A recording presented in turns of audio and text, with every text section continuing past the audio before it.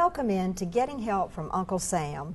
And today we have somebody very special with us, Major General Stephen Kwast. And I can't think of a better time, General Kwast, to have you on, because Memorial Day, just to be very honest and simple, hit me like a ton of bricks. When I looked at those rows of graves at Arlington, you know, we complain a lot about a lot of things, but we are so blessed to live in this country and to be Americans. Right. And we have that freedom because of our military.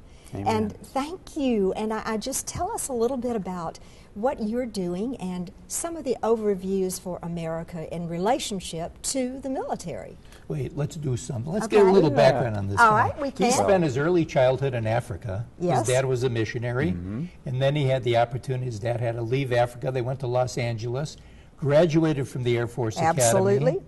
Has got over 3,300 hours as a pilot, 660 of those as a combat pilot. Correct. And yeah, well, you know, those statistics are not what's important. What's important is that I'm part of a beautiful community of people who have sworn their allegiance to defend this nation, to defend freedom, and to defend all of you. And to be a part of this community is just such an honor. You know, I get to travel all over the country, and I've been a part of many communities. You know, the reputation that Montgomery has as the finest hometown in America and the most military-friendly hometown in America rings true, and it is a blessing. Even this weekend, Memorial Day weekend, as you were talking about, is a reminder of this partnership between hometown America and those that defend her.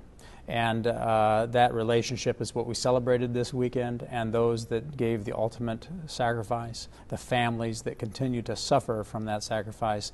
And it sinks very deeply in your heart that we are a part of a nation who knows that freedom is not free, and we have a cadre of people who are willing to stand up and fight so that that freedom is a guaranteed legacy to our children and our grandchildren.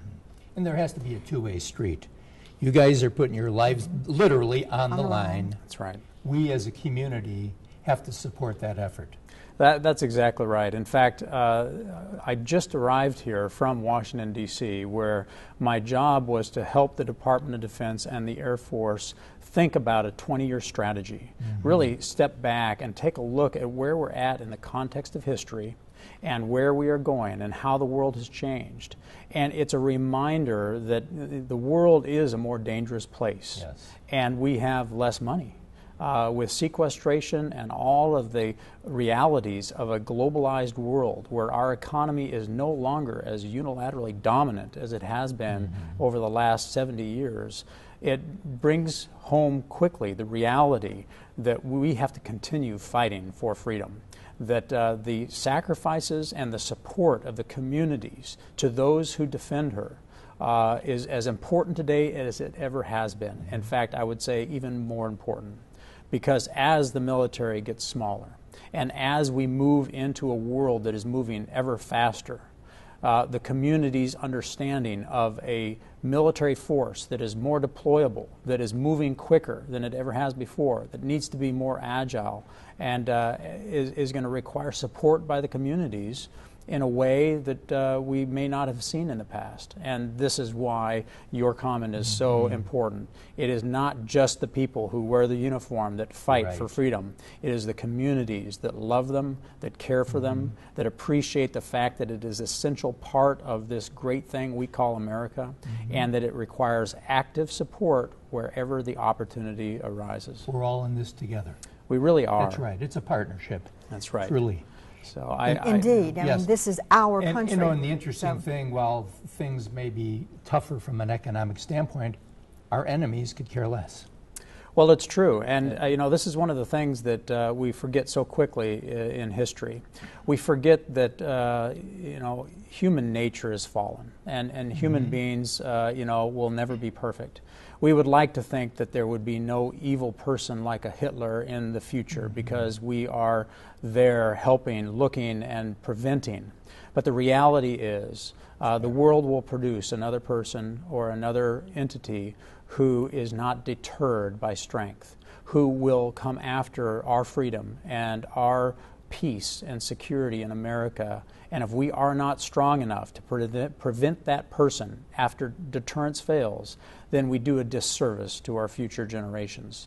So it's a reminder that the fight for freedom, the fight for security in our future is as vigorous today as it ever has been. But the world has changed foundationally. Mm-hmm. You know, we really still live with an industrial age military that was designed after World War II and has evolved over time, but fundamentally is based on an industrial age world. We are really now, though, living in an information age world where the speed of events are so powerfully fast that events out there in the world can shape us in minutes. You take a look at Crimea, and you see where that event really took our stock market to places that were rather frightening. And within hours of a statement by, a foreign leader, the stock market rebounded back.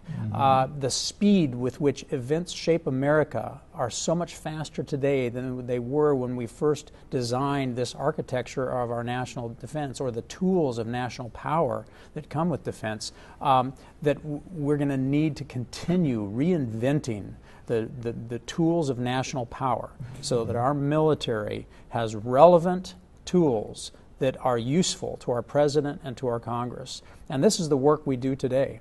And so Montgomery is a key player in that. Not only has this been the cradle of the Civil War, the cradle of civil rights, and the cradle of civil aviation, it is also the cradle of the Air Force doctrine, the Air Force way of going to war, air power. This is the birthplace. This is the place where the intellectual and leadership of a center of the Air Force is formed. And we continue to do that today. So as we reinvent our Air Force that is more relevant for the information age world we live in, that is happening right here in Montgomery.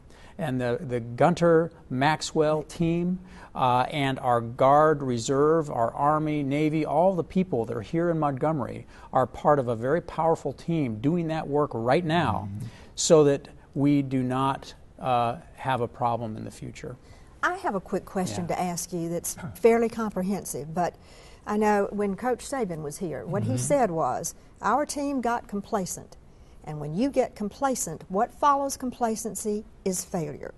And we have an audience watching this, 50 and up, but we also have an audience that has children, families serving in the armed forces. That's right. And when I'm watching you and listening to you be so realistic, I think individually, what can people do? What would be the top 2 things that you would have people do to support you and our military? Well, that is a great question, and it really gets back to citizenship 101.